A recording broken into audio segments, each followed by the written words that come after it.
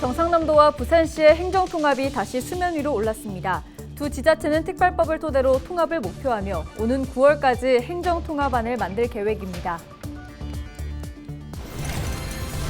창원시 산하기관 두 곳의 수장 공백이 수개월째 직무대행 체제로 운영되면서 신규 사업은 물론 현안 사업 추진에도 차질이 우려되고 있습니다. 의령군이 군의회에 신청한 추경 예산안이 결국 전반기 마지막 회기에서도 상정되지 못했습니다. 국민들의 불만의 목소리가 거세지고 있습니다.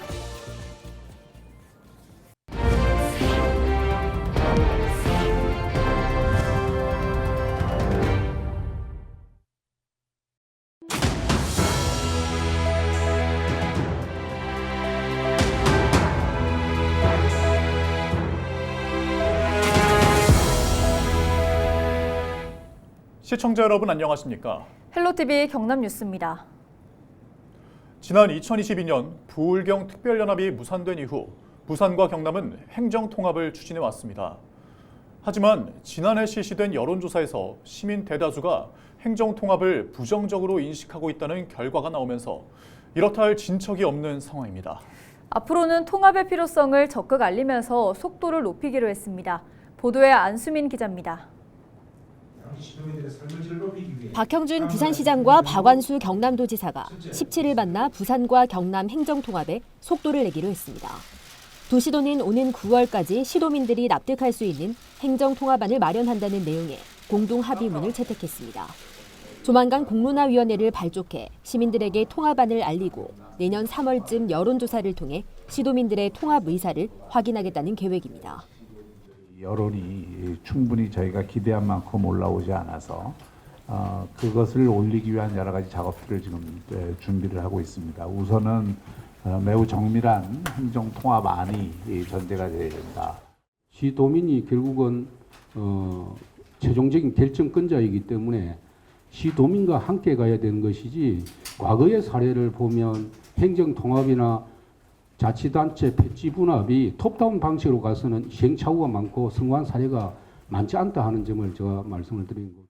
가장 중요한 건 행정통합 이후 재정권을 비롯한 실질 권한을 중앙정부로부터 얼마나 확보하느냐입니다. 도시도는 연방제에 준하는 자치권이 없다면 행정통합에 의미가 없다고 강조했습니다.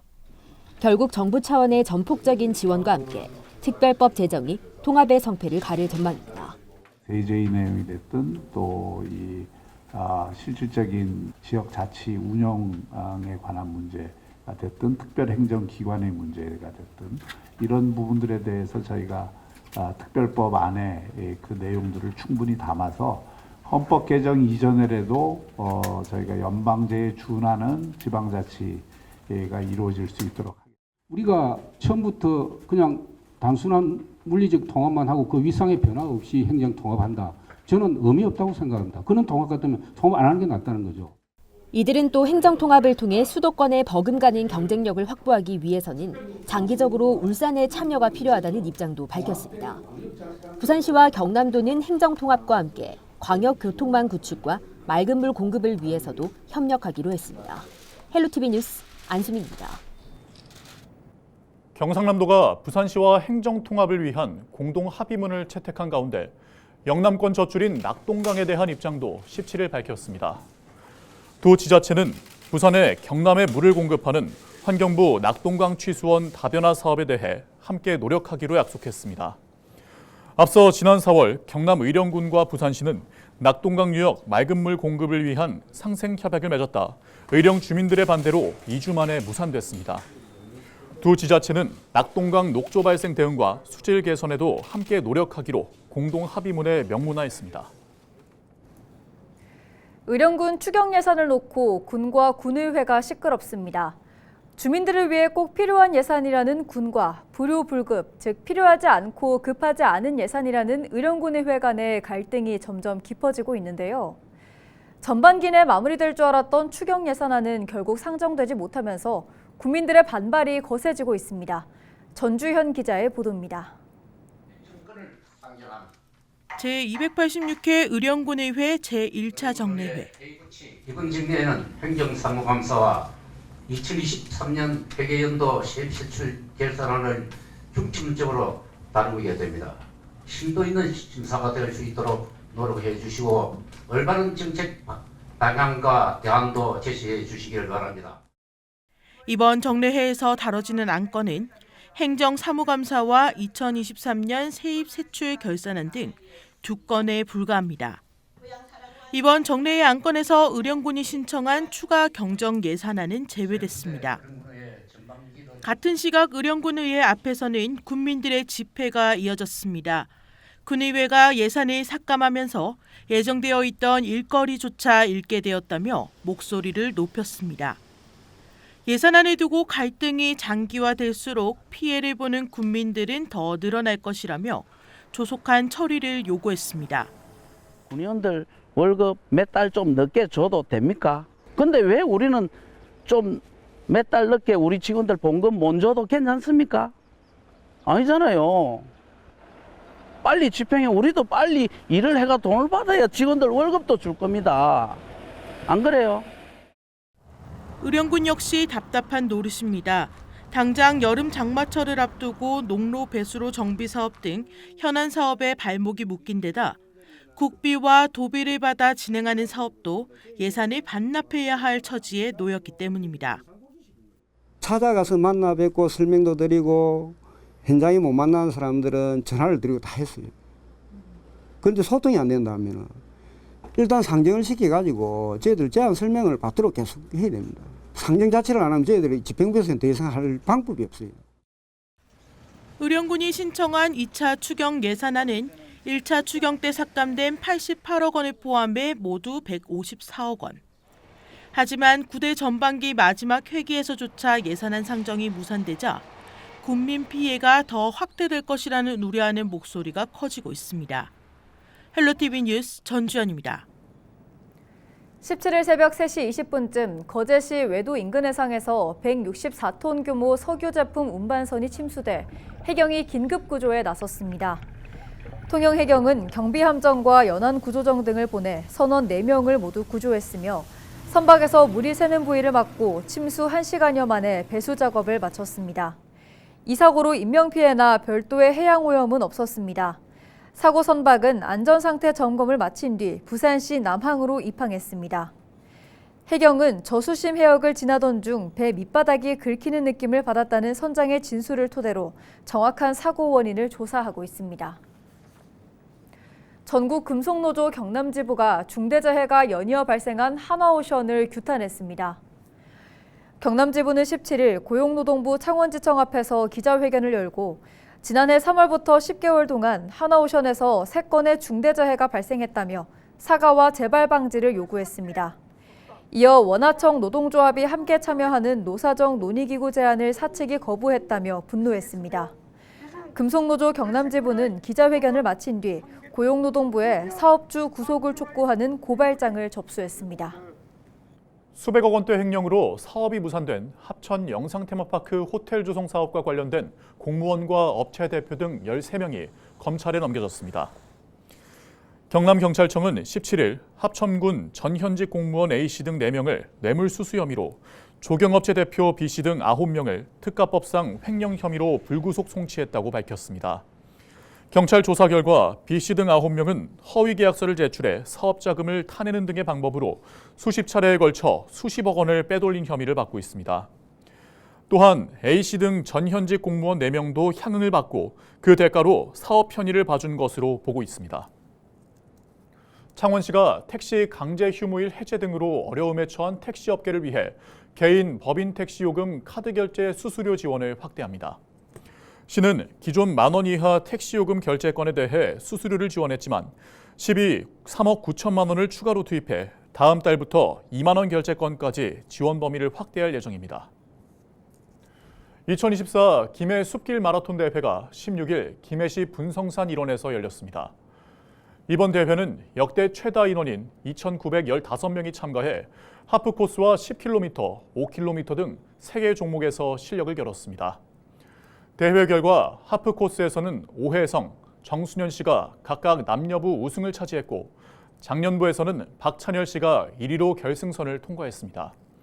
10km 코스에서는 이종현, 정혜진 씨가, 5km에서는 장성현, 정미화 씨가 각각 남녀부 1위를 차지했습니다. 창원시 산하 기관장의 공백이 장기화되고 있습니다. 창원산업진흥원과 레포츠파크인데요. 최근 진행된 기관장 공모에서 적격자를 찾지 못하면서 신규 사업 추진 등의 차질이 우려됩니다. 보도에 표영민 기자입니다. 창원 지역 산업정책과 전략을 세우는 창원산업진흥원입니다. 지난 1월 장동화 전 원장이 기관 독립성 훼손 등을 이유로 사퇴한 이후 지금까지 수장 자리가 공석입니다. 이번 달 새 원장을 뽑을 예정이었지만 최종 면접 과정에서 모두 낙마했습니다. 원래라면 직무대리도 산업정책본부장이 맡아야 하지만 본부장 또한 직무대리라 강소기업 육성본부장이 원장직을 대신 수행하고 있습니다. 직대순으로 하면 산업정책본부장님이 직대순으로는 제일 높으신데요. 직무대리를 하고 계시다 보니까 본부장 직무대리, 직대가 직대를 할 수 있느냐라는 문제 때문에 앞선 지난해 11월부터 직무대리 체제로 전환한 창원 레포츠파크의 상황은 더욱 심각합니다. 8개월째 이사장 자리가 공석인 창원 레포츠파크입니다. 최종 결정권자가 없다 보니 신규 사업 추진에도 어려움을 겪고 있습니다. 수장 공백으로 인해 안정적인 운영에 중점을 두다 보니 경륜 산업의 흑자 경영과 파크 골프장 운영 등 주력 사업이 차질을 빚고 있습니다. 이 같은 기관장 공백이 관행처럼 이어진 보훈 인사에 있다는 지적도 또다시 나오고 있습니다. 두 기관장 모두 임명 당시 전문성이 떨어진다는 평가를 받았기 때문입니다. 단체장에 따라서 임명된 분들이 이제 기간도 못 채우고 다시 공석이 된 이런 상황인데요. 그래서 앞으로는 보훈 인사보다는 이제 전문성과 관련돼 가지고 전문성 있는 분들이 와서 우리 창원 실적에 맞게끔 전문성을 발휘해야 된다 이렇게 생각을 합니다.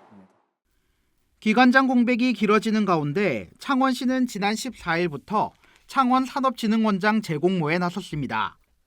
하지만 창원 레포츠파크는 당장 재공모 계획도 없어 기관장 공백이 더 길어질 전망입니다. 헬로티비 뉴스 표영민입니다. 마산해양신도시 5차 공모업체가 창원시를 상대로 제기한 우선협상 대상자 지정 취소 처분 취소 행정심판이 기각됐습니다. 경남도 행정심판위원회는 지난달 30일 열린 회의에서 업체가 주장한 창원시의 재량권 일탈과 남용 등에 대해 행정행위에 문제가 없다고 결론 내렸습니다. 창원시는 행정심판 결과를 바탕으로 업체가 제기한 행정소송에서 승소할 수 있도록 노력하겠다고 밝혔습니다. 창원시 용호동 가로수길에 청년 문화의 거리가 조성됐습니다. 청년 문화의 거리는 무엇이든 흡수하는 스펀지처럼 청년들이 지식과 경험을 흡수해 성장할 수 있도록 하는 의미를 담아 스펀지파크로 이름 지어졌습니다. 앞으로 스펀지파크에서는 청년 예술인들이 공예와 미디어 아트, 사진과 웹툰 등을 중심으로 다양한 창작 교육, 전시 활동 등이 열릴 예정입니다. 부산시가 일본 영사관 앞에 있는 평화의 소녀상에 대한 관리와 홍보 등 일본군 위안부 피해자 기념 조형물 지킴이단 사업 수행기관 모집 사업을 재공고했습니다. 시는 지난 3월 사업 참여단체 모집 공고를 냈지만 신청자가 없어 재공고에 나섰다고 밝혔습니다. 사업 수행기관은 일본 영사관과 평화의 소녀상을 관리하고 홍보 교육 업무를 담당합니다. 활동기간은 매년 5월에서 12월까지로 연간 800만 원 정도의 사업비를 지원받습니다. 부산시가 부산시어인 고등어 캐릭터 도리와 보리의 저작재산권 무료 이용 신청을 17일부터 접수받습니다. 도리와 보리는 부산시어인 고등어 관련 산업의 부가가치를 높이고 시민들에게 친숙하게 접근하기 위해 지난 2022년 캐릭터 공모전을 통해 탄생한 부산시어 대표 캐릭터입니다. 도리와 보리는 제20회 부산국제수산엑스포에서 첫 선을 보였습니다.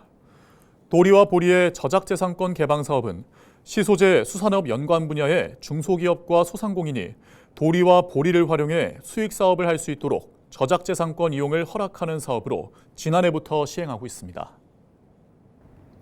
이상으로 뉴스를 마칩니다. 함께해 주신 여러분 고맙습니다.